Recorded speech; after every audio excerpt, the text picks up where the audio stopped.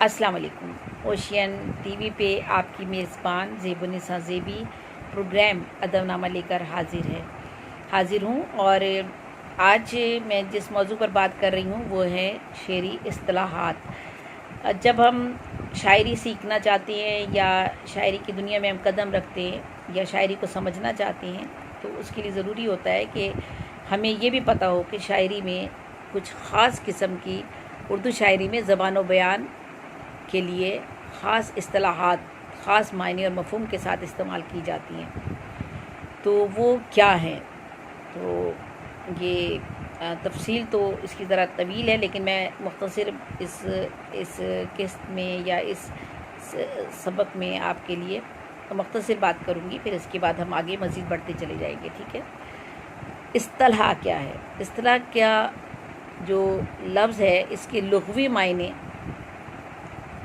इस्तिलाह से मुराद कोई लोग इस्तिलाह जो है ना वो किसी भी लफ्ज़ के लुग़वी मायने के बजाय किसी ख़ास मायने में इस्तेमाल करना। ठीक है। लेकिन ये ख़ास या लाजमी मायने ज़बान के माहिरीन ही वज़ा कर सकते हैं, ये बात याद रखिएगा। क्योंकि कोई भी लफ्ज़ है उसे आप लुग़त में अगर देखेंगे तो उसके एक मायने लिखे हुए होंगे, लेकिन इस्तिलाह क्या चीज़ है? इस्तिलाह में आप लुग़त के मायने इस्तेमाल नहीं करते, बल्कि वो इस्तिलाह इस्तेमाल करते हैं जो कि किसी ने ख़ास तौर पर माहिरीन ने वज़ा किए हुए होते हैं कि इसके ख़ास मायने ये हैं, उसे हम इस्तिलाह कहते हैं। ठीक है। तो ये हुआ इस्तिलाह। तो अब हम अगली तरफ जाते हैं। गलतुल आम एक लफ्ज़ ये इस्तेमाल किया जाता है शायरी में, गलतुल आम है ये बात। तो लफ्ज़ी मायने में इसका मतलब है गलतुल आम। इसका मतलब है लफ्ज़ी मायने अगर आप लें तो इसका मतलब है कि आम गलती जिसे तमाम लोग इस्तेमाल करें इस्तिलाह में। इससे मुराद वो बात है कि जैसे बिला इत्तफ़ाक़ तमाम ज़बानदानों ने भी फसाहत के बाइस अपने मुहावरे में इस्तेमाल किया हो। गलतुल आम यानी गलत तो है वो, लेकिन हुआ क्या कि बाज़ लफ्ज़ या बाज़ इस्तिलाहें ऐसी होती हैं जिनसे जो अहले ज़बान हैं या ज़बानदान जो हैं वो फसाहत और बलागत के मफ़हूम से वाकिफ़ होते हैं, और वो लेकिन उसके बावजूद वो सारे के सारे इस बात पर मुत्तफ़िक़ होते हैं कि अगर इस इस्तिलाह को इस तरह से इस्तेमाल कर लिया जाए तो कोई हर्ज नहीं है। तो वो गलतुल आम तो होता है, यानी लफ्ज़ी मायने में आम गलती, यानी आम गलती तो होती है, लेकिन चूँकि वो इस्तिलाह बन चुकी होती है और उसे तमाम लोग जो है बिला इत्तफ़ाक़ ज़बानदान जो है उसकी फसाहत के बाद उससे मुहावरे में इस्तेमाल करते हैं, तो वो चीज़ गलतुल आम होने के बावजूद भी आपके लिए वो इस्तेमाल में आपके रहती है, ज़बान का हिस्सा बन जाती है। अब फिर एक चीज़ और है, एक तो गलतुल आम था, एक चीज़ और है गलतुल अवाम। देखिए, आम में और अवाम में फ़र्क हो गया। गलतुल अवाम का मतलब वो है कि वो गलती जो नावाकिफ़ लोग अपनी बेइल्मी की वजह से और उनकी वो बेइल्मी की वजह से कोई ऐसा लफ्ज़ इस्तेमाल कर रहे हैं या ऐसी बात इस्तेमाल कर रहे हैं या ऐसा हर्फ इस्तेमाल कर रहे हैं जो गलत है और उसे किसी ज़बानदान ने भी तस्लीम नहीं किया और बेइल्मी है, और या ये कहना चाहिए कि कच फहमी कम इल्मी की वजह से, या कहना चाहिए कि बेइल्मी तो मैंने लफ्ज़ कह ही दिया, उसके मायने यही हैं। तो उसकी वजह से कुछ लोग ऐसा लफ्ज़ इस्तेमाल कर रहे होते हैं जो गलत है, उसे किसी भी इस तरीके से कोई भी दुरुस्त करार नहीं दे सकता, चाहे वो ज़बानदान हो या कोई भी हो, तो उसको तो हम इस्तेमाल कर ही नहीं सकते। यानी गलतुल अवाम वो बात है, और वो बात ऐसी होती है जिसकी तक़लीद हम नहीं कर सकते। ठीक है।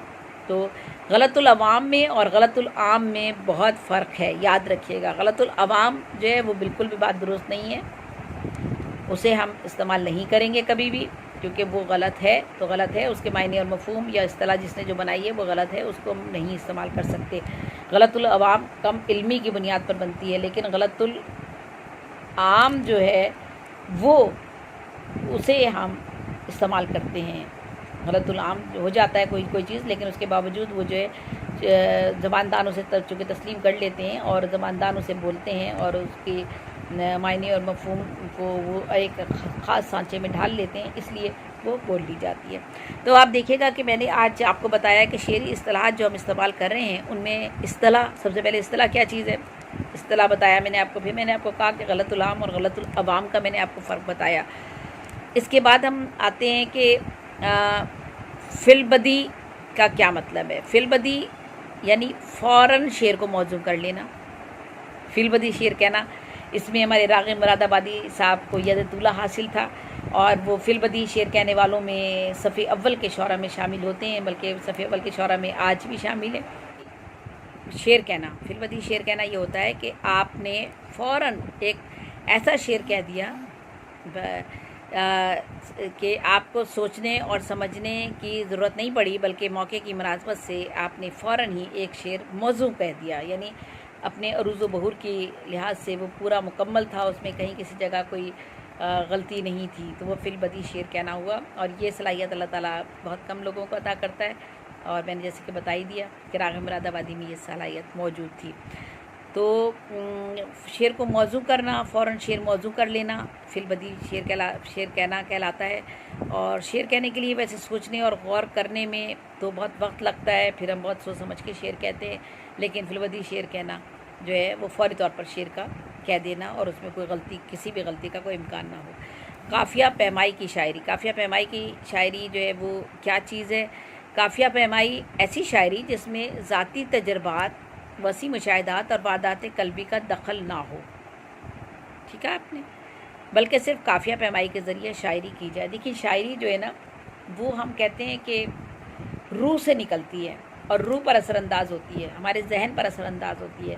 ایک چھوٹا سا شعر جو ہے ہماری پوری زندگی بدل کر رکھ دیتا ہے، اور بعض دفعہ اس شعر کے ذریعے ساری زندگی، بہت سے اشعار ایسے ہیں جو ضرب المثل بن گئے، اور ان اشعار کے ذریعے جو ہے ہم اپنی بڑی سے بڑی بات جو ہے وہ صرف ایک شعر میں کہہ کر بات ختم کر دیتے ہیں، اور بات سمجھ میں آ جاتی ہے۔ تو شعر جو ہے ایسا شعر جس میں آپ کی ذاتی تجربات، مشاہدات، سچائی، حقیقت، واردات قلبی اور آپ کی روح شامل ہو جس شعر میں، وہ شعر اصل میں شاعری کہلاتا ہے، یا وہی شعر شاعری کے معیار پر پورا اترتا ہے۔